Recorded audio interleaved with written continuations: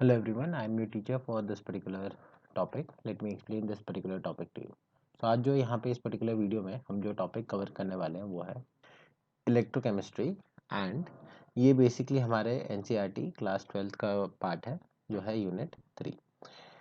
सो इसमें जो हम डिस्कस करने वाले हैं वो है basically conductance of an electrolytic solution. तो हम सबसे पहले डिफाइन करेंगे रेजिस्टेंस क्या होता है, फिर डिस्कस करेंगे कंडक्टेंस क्या होता है, इन दोनों के फॉर्मूला कैसे रिलेटेड है आपस में, और फिर जो है हम डिस्कस करेंगे कि इलेक्ट्रिकल कंडक्टेंस को हम कितने तरीके से जो है डिवाइड कर सकते हैं, कितने वैरायटीज़ होते हैं, और फिर देखेंगे आपके factors affecting conductivity of metals and conductivity of ionic solutions. तो ये 5 चीज़ें जो हैं हम लोग इस पर्टिकुलर वीडियो में कवर करने वाले हैं। तो सबसे पहले जो है चालू करते हैं रेजिस्टेंस से, राइट। तो हम रेजिस्टेंस लिखते हैं the property of a substance or material to resist the flow of electrons through it, right. तो जो है बेसिकली रेजिस्ट करना कि फ्लो ऑफ इलेक्ट्रॉन्स ना हो, फ्लो ऑफ इलेक्ट्रॉन्स नहीं होगा तो वो कंडक्ट नहीं करेगा, राइट। तो हमको इसको जो है अगर मैथमेटिकली एक्सप्रेशन लिखना है तो हम लिखेंगे आर जो आपका रेजिस्टेंस है वो will be equal to rho into L by A के बराबर। यहाँ रो जो है वो है आपका रेजिस्टिविटी, और यहाँ पे एक्चुअली दूसरा नाम भी है जिसको हम कहते हैं स्पेसिफिक रेजिस्टेंस, राइट। तो हम लोग जो है प्रेफर करने वाले हैं रेजिस्टिविटी की, क्योंकि आईयूपीएसी में यही चीज़ प्रेफर्ड है। यहाँ पे एल जो है बेसिकली होगा लेंथ, जो भी आप मटेरियल सब्सटेंस का लिए हो लेंथ, वो लेंथ। ये होगा बेसिकली आपका cross section area of the substance taken. तो इस तरीके से जो है हम रेजिस्टेंस डिफाइन करते हैं। अब बात करते हैं नेक्स्ट पॉइंट की, जो कि है आपका conductance, right. So conductance is basically opposite of resistance,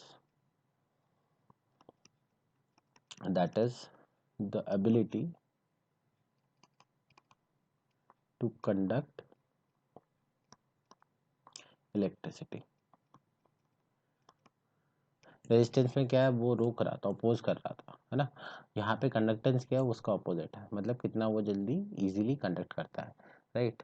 अब इसको जो अगर मैथमेटिकली हम लिखें तो ये आएगा आपका जी, जिसको हम कह रहे हैं conductance, this will be equal to 1/r। R क्या था आपका, रेजिस्टेंस था। सो दिस इज जो हमने आर की वैल्यू यहाँ लिखी थी वही लिखेंगे, तो आएगा 1/रो multiplied by A divided by L के बराबर। अब यहाँ पे जो है जितना आपका ज़्यादा एरिया रहेगा उतना ज़्यादा आपको फ्लो ऑफ इलेक्ट्रॉन एक बार में हो पाएगा, तो इसलिए प्रोपोर्शनल है डायरेक्टली एरिया से। और लेंथ जितना छोटा होगा तो कम डिस्टेंस ट्रैवल करना होगा, तो वो आपके ऑपोजिट या फिर इन्वर्सली प्रोपोर्शनल है कंडक्टेंस के, राइट। यहाँ पे 1/रो का इस्तेमाल किया गया है, जिसको कि हम रिप्लेस करके लिख रहे हैं kappa, it is kappa into A divided by L के बराबर। यहाँ पे जो आप कप्पा लिख रहे हैं ये बेसिकली है कंडक्टिविटी,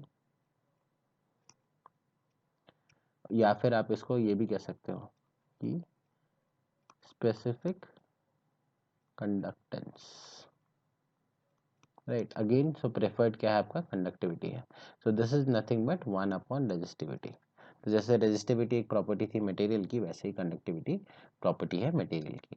तो अगर हम यहाँ पे प्रॉपर्टी कंपेयर करें जो कंडक्टिविटी की होती है, तो यहाँ पे जो आपके इस पर्टिकुलर टेबल में दिया हुआ है, सो यहाँ पे जो आपको क्लासीफाई अगर देखें तो कंडक्टर्स, इंसुलेटर्स, एक्वा सोल्यूशन और सेमीकंडक्टर्स, तो ये 4 तरह के चीज़ों की कंडक्टिविटी दी है। यहाँ पे अगर आप देखोगे जो कंडक्टर होगा इनकी कंडक्टिविटी हाई है, इसीलिए सब में जो है पावर जो है 10⁻³ के आसपास है। अगर इंसुलेटर्स की देखोगे तो उनकी कम होती है, तो ये आएगा 10⁻⁻16 -18 के बराबर, राइट। सिमिलरली एक्वस सोल्यूशन में जो है यहाँ पे इलेक्ट्रोलाइटिक सोल्यूशंस का दिया हुआ है कितना वो कंडक्ट करते हैं, तो यहाँ पे आपका पूरा एक रेंज है, राइट। और सिमिलरली आपका सेमीकंडक्टर्स का। सो अब जो है मटेरियल को हम जो है क्लासिफाई करते हैं, तो हम यहाँ लिखते हैं materials are classified on the basis of the conductivity। तो कंडक्टिविटी के हिसाब से जो है हम यहाँ पे मटेरियल को क्लासिफाई करते हैं, राइट। तो यहाँ पे सबसे पहला है आपका इंसुलेटर्स,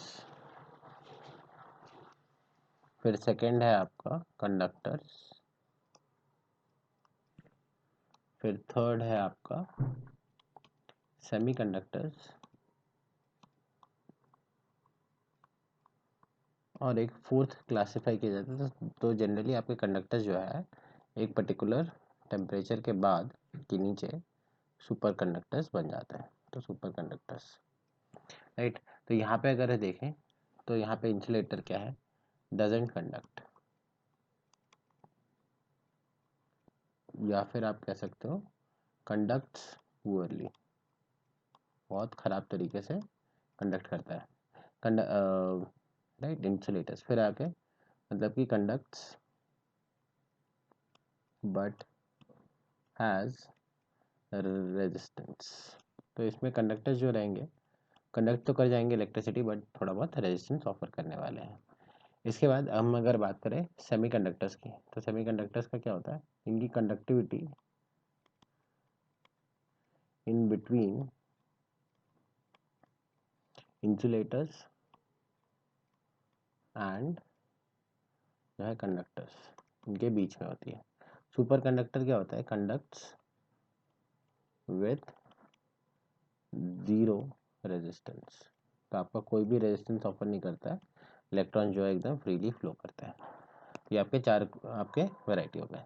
अब बात करते हैं हम अपने नेक्स्ट पॉइंट पे, जो कि है factors affecting conductivity of metals. तो कंडक्टिविटी जो है कि किस किस तरह के होते हैं, तो एक मेटेलिक होगा, एक आपका आयनिक सॉल्यूशन का होगा। यहाँ पे जो है हम अब फैक्टर्स डिफेक्ट डिस्कस करने वाले हैं। तो यहाँ पे सबसे पहला है कि द नेचर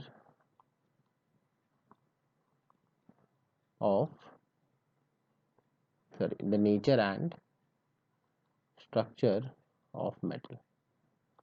तो उस मेटल का कौन से स्ट्रक्चर पे जा रहा है, कौन सा लैटिस फॉर्म कर रहा है, उस पर आपका डिपेंड करेगा। सेकंड है the number of valence electron. Valence electron जो है आपके कितने हैं पर एटम, उस पर कितने अवेलेबल है, राइट। थर्ड है आपका टेम्परेचर, तो टेम्परेचर के साथ साथ आपका कंडक्टिविटी जो है डिफर करता रहता है। यहाँ पे इंटरेस्टिंगली मेटल्स में ये होता है इन्वर्सली प्रोपोर्शनल। क्यों कि जैसे जैसे आप टेम्परेचर बढ़ाओगे तो आपके सॉलिड के जो पार्टिकल्स है वो ज़्यादा और मूव करेंगे, तो कंडक्शन में जो है और दिक्कत आएगी, रेजिस्टेंस बढ़ जाएगा उसका। अब आते हैं लास्ट पार्ट पे, जो कि है discussion factors affecting conductivity of ionic solution. Ionic solution में आपका किस तरीके से यहाँ पे जो है डिफर करेगा। तो इलेक्ट्रोलाइटिक सोल्यूशंस की बात अगर करें या फिर आयनिक, तो वो डिपेंड करेगा द नेचर ऑफ इलेक्ट्रोलाइट,